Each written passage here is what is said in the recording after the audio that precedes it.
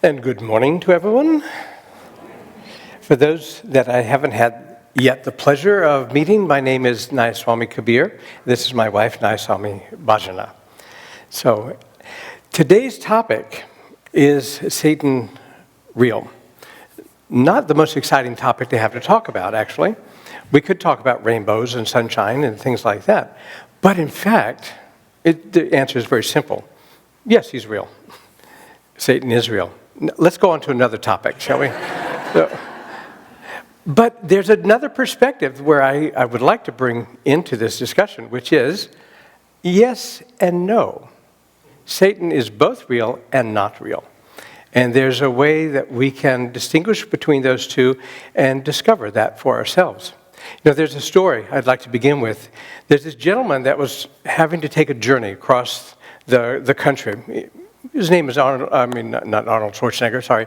It'd be Einstein. So, big difference there. So, Einstein was being asked to go to a conference and to speak about his theories and his amazing discoveries in science. And so he was on board this train, but the train was going to take hours and hours, even a couple of days. And of course, there's only so much work on cosmic reality that you can do on a napkin and contemplating on a train. So he was starting to get a little restless.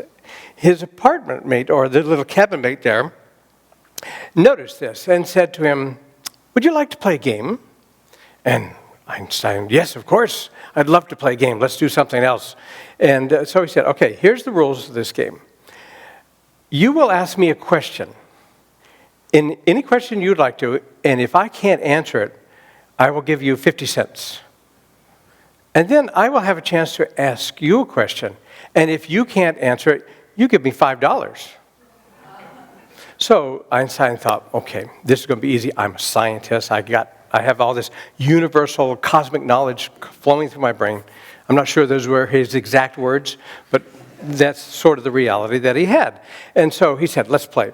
So Einstein went first, and he said, "What is the exact distance between the moon and the sun?" And the gentleman looked and pulled out 50 cents out of his pocket and said, "I don't know," and gave him 50 cents.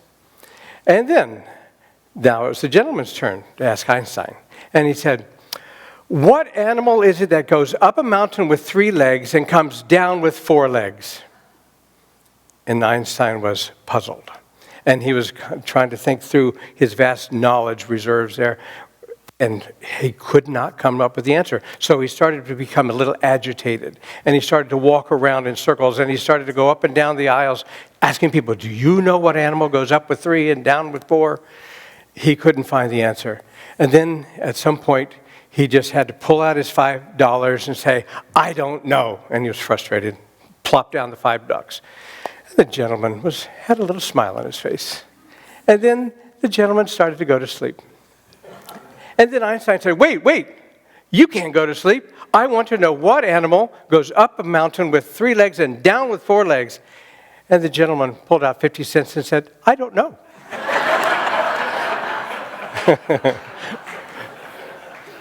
I'm not sure you'll find that in the history books, but it's a clever device that Satan always employs with us. You know what? Satan, I like to actually, not that I like to think of Satan, but I'll choose to think of Satan in this way. Satan is actually, in this way, I know this is strange, on our side. Now, how can that possibly be? A dark force that seeks to pull us away from our truth, from the light of God, from the reality that is our own and has been for eternity. Satan plays a role in our lives. And that role is very, very important when we are on this particular planet. That's to give us some feedback. Just like when we have a hot stove and our hand starts to burn, the pain of it makes us withdraw from that situation. And we turn our attention to healing, to other activities, be more careful about the choices that we're making. Be more conscious about what we're doing in our lives. Now, the idea that Satan is on our side is a little unusual. I understand that, because we really focus our attention on just being with God. And just like in astrology, we can say Saturn is a really hard influence on our lives. Oh, no, I'm in a Saturn period. Well, Satan is. All these influences that we have around us or in our lives can be very troubling. But it's always like we're going down a road or pathway, and there are different signs along the way. One sign is going to say, this way to freedom, this way to joy, this way to light. And another one's going to say, this way to power, this way to influence, this way to money, this way to your security, this way to your, what they'll say, quote, freedom from fear and concern and worry. And it is up to us to develop that discrimination. We all have those different signposts in our lives. And we have to decide, not just once a day, but moment by moment, what is that thought? The signpost exists within our own mind. What are we going to do with that thought that comes in and says, you know, if I had 10% more income, I'd be really happy. Little thoughts like that. Satan is Maya. It's the delusion. It's a veil that covers our consciousness from the memory, the remembrance of our own true state of consciousness, our own reality that has never changed. That reality has always existed. It's just unconsciously, we're not consciously aware of it. When I was in India, at one point I went to Badrinath, and I was given a gift of 3 weeks of seclusion in Badrinath. And this whole journey was filled with miracles and amazing events. But this one story I'll share with you now. I was staying in an ashram right near the temple up in Badrinath, the most holy, sacred place in India, to me, in the whole world. And I was in an ashram and meditating in my little room, and there was a knock on the door, knock, knock, knock, knock. And I was trying to ignore it, and knock, knock, knock. And I finally, okay, I opened it up. And there was this sadhu there. And I had never seen him before, had no idea who it was, of course, but I respected him. He was a sadhu, it was obvious. And he looked at me very quietly and said, "Who are you?" "Ah, my name is Kabir." And he just looked at me and said, "No." You know, it used to be Kabir, maybe he means my birth name. So I said, "My name is Peter MacDowell." And he looked at me and said, "No." Then I realized he didn't say, "What's your name?" He said, "Who are you?" And I was in Badrinath, the most spiritual place in the world to me. And so I said, "Who am I?" And then he replied to me, "That's the right question." And he proceeded to tell me who I am, to remind me.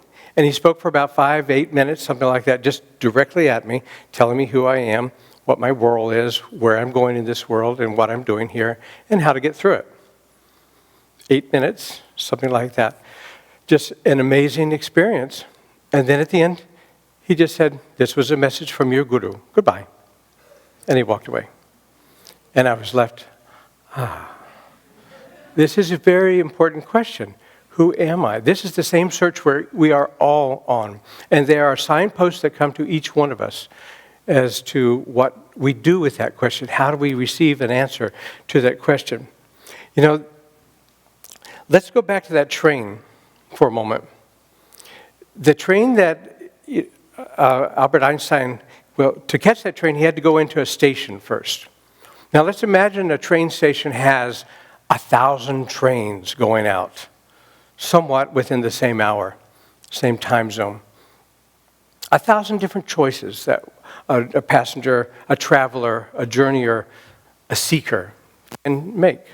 One train says, "I'm going off to fame and prosperity," or prosperity. Another one, and popularity and wealth, and every train for a different purpose. And there's one train that says, "For realization." And most people say, "You know, that's a really good train, but I think I want to do this one first." So each person chooses their train, and actually it turns out that train only has one passenger on it. One person that comes to that station says, "I'm ready for this train."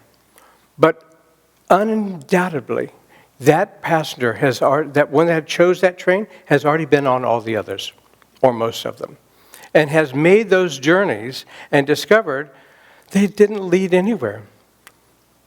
You go out and you think you're going to power and fame and wealth and all these different wonderfully sounding qualities or experiences and rewards. And in fact, it goes out to a desert. They all end up in a desert. Well, actually, I like the desert, so that's not a very good way to say it. They end up in an area where there is no quality of vibration. There is no positive end result.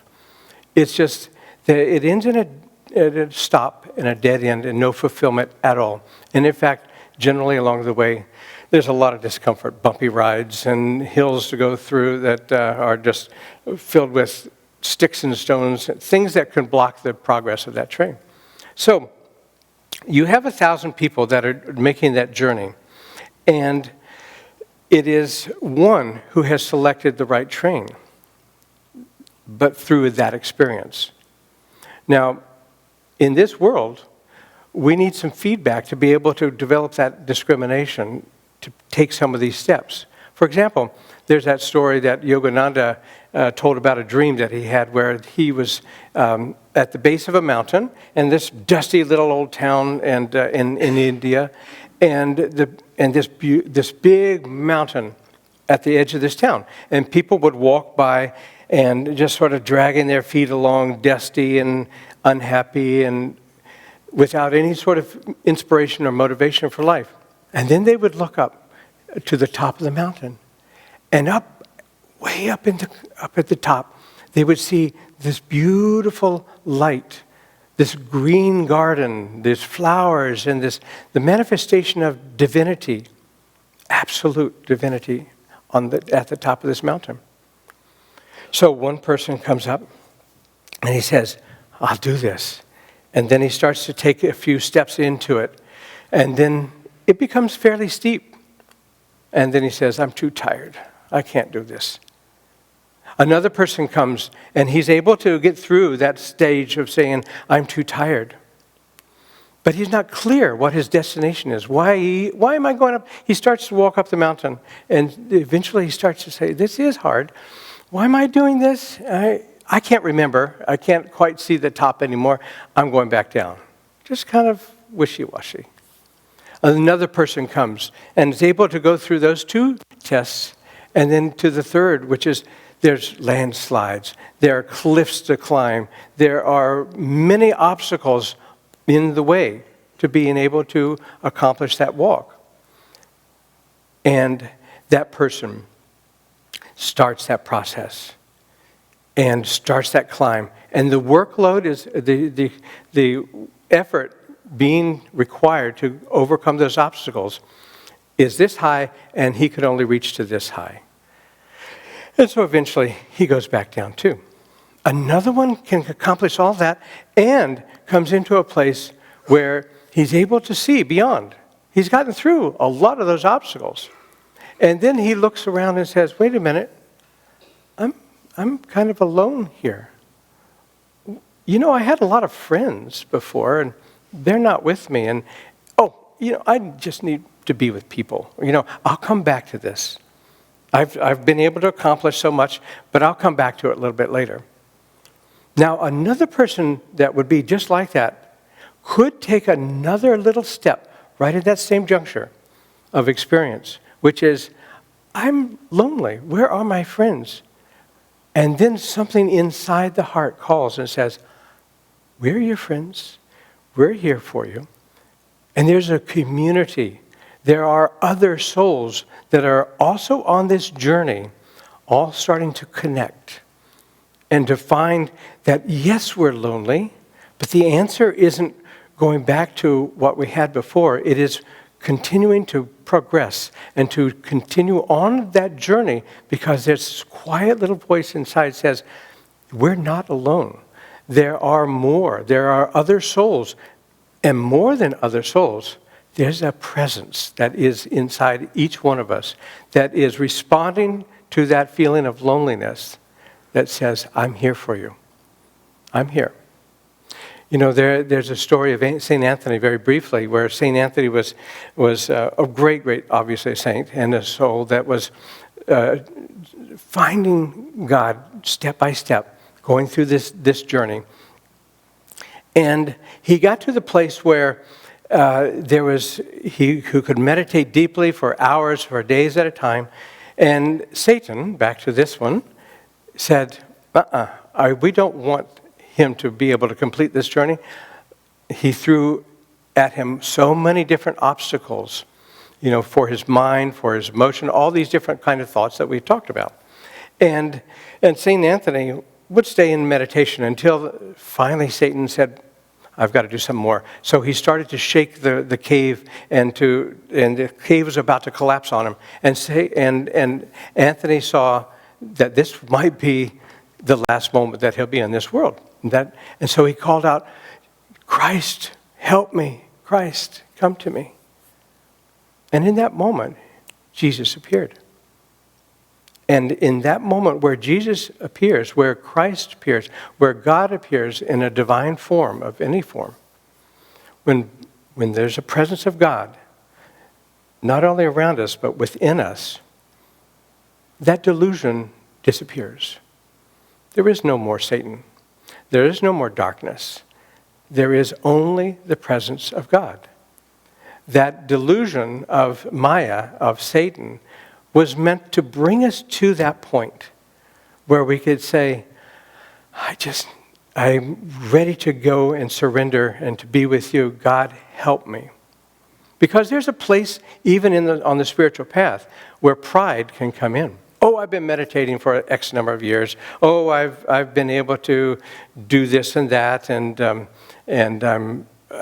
yet the ego can still sneak in at that upper level of consciousness. But this was where Anthony made the change, where he said, God, I can't do this alone. I'm not going to get through this stage, through this challenge without you. God, come to me. And that moment when there's that sincere request, that prayer, God absolutely always, 100% of the time, will respond in one way or another. And so God came, and Maya disappears. The veil disappears. All those tests go. And it seems, in that moment, like it was all a dream. And in fact, it was. There was nothing left but the dream. The memory of a dream, and even that started to fade away. Because when you're in the presence of God, that's all the reality that can exist. The other pieces of the reality that we thought were reality, they just don't exist anymore. It is only the joy, the light, the blessings of the presence of God that you are with and is with you. And there's that merging that starts to happen. Where the ego dissolves and the fading away of the self-identity. I am Kabir. No. I am Peter. No. I'm a soul on a journey to remember who I am.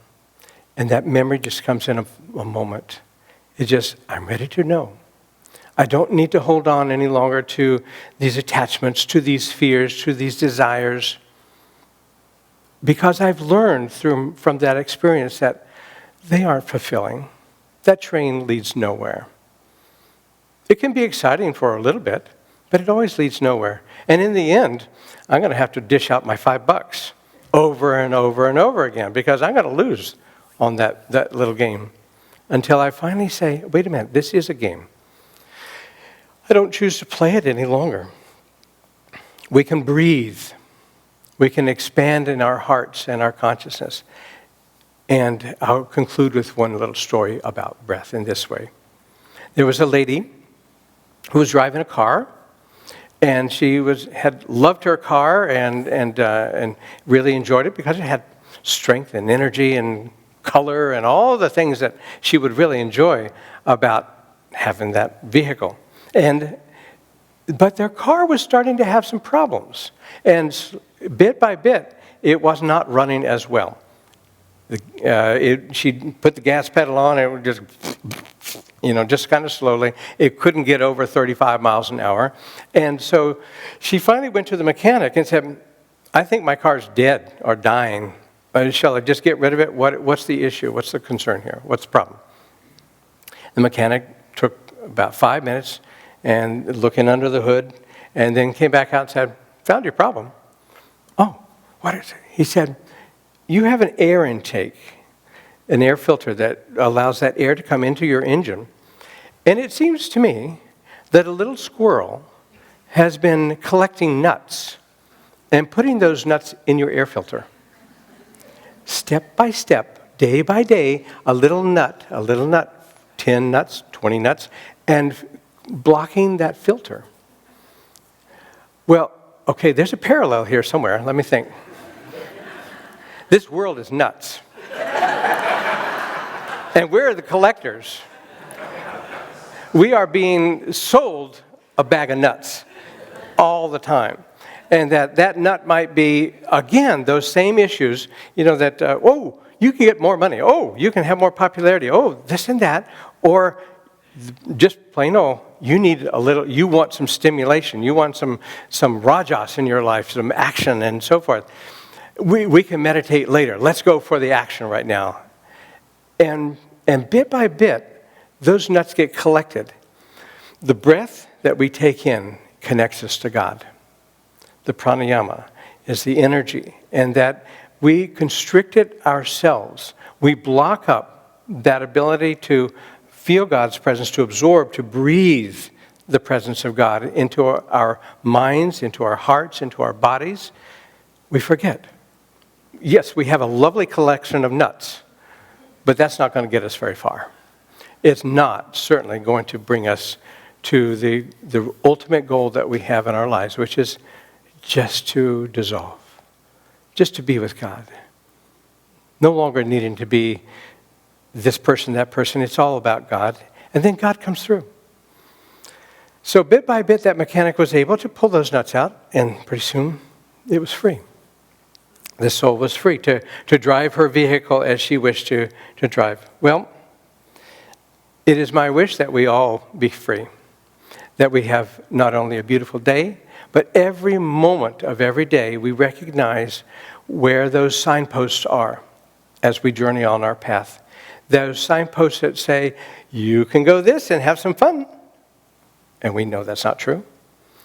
Or the discrimination that says, I am ready for peace. I'm ready to be calm. I'm ready to experience the light. I'm ready to feel the power of God flowing through me.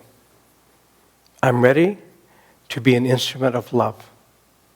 That instrument that just radiates that love, that feels that presence in every single moment. And it is nothing but a presence of God. So I wish you well. I wish you have a beautiful day. And watch out for the squirrels. Hari Om.